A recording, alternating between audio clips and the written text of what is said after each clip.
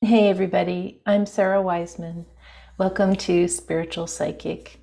I've decided for this part of the podcast to explore some of the channeling that I've been receiving lately. Right now when I'm recording, it's 2022, right at the end. So this is some channeling I've been receiving, and it's pretty in depth. Like, it seems easy at the surface, and then you get into it and it opens up all these kind of questions. So I wanted to take just a little bit at a time and then see how that sparks your own thoughts, feelings, responses, rejections, resistance, whatever it is, kind of as you think about these ideas. So this idea is very short. There is no right, there is no wrong. There is only perception, and each of you perceives differently. And I want to look at this because it's kind of a bold statement. There is no right, there is no wrong. And of course, we want to add our moral sensibilities or our ethical sensibilities to this. Like, of course there's right, of course there's wrong. Anything that is darkness is wrong. Anything that is light is correct. Anything that is, depraved or bad or makes you feel bad or hurts other people is wrong. And anything that is uplifting and light and helpful is right. But this guidance takes the whole experience of humanity into account. And so if you're only at a certain level of awareness, which all of us have been at in different lifetimes, if you're only at a certain level of awareness, perhaps the ethically bad or the morally reprehensible or the lower level of existence is like, that's the highest place you can get to at that moment in your life. And so is that bad if actually doing something bad is like an uplift for you of your emotional state or of your understanding?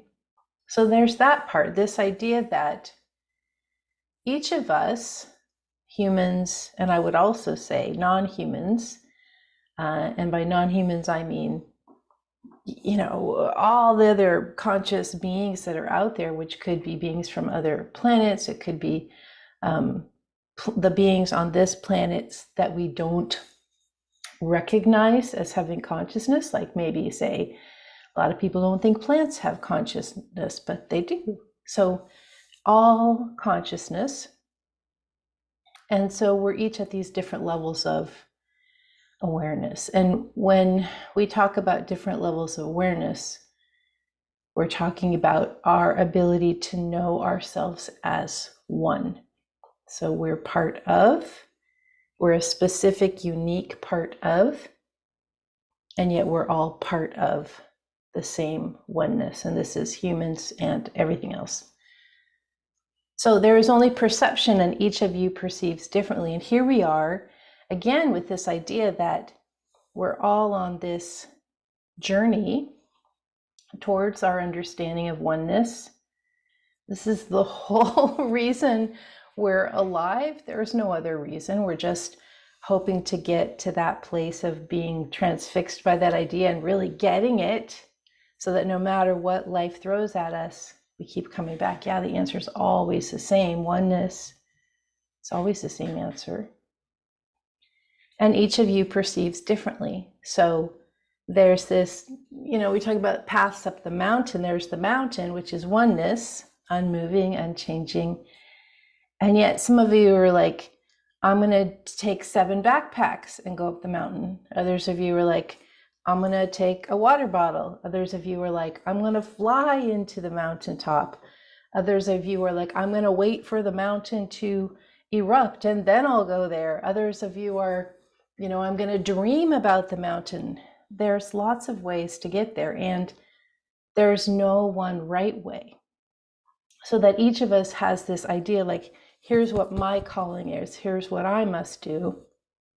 And that's correct. There's only perception, and each of you perceives differently.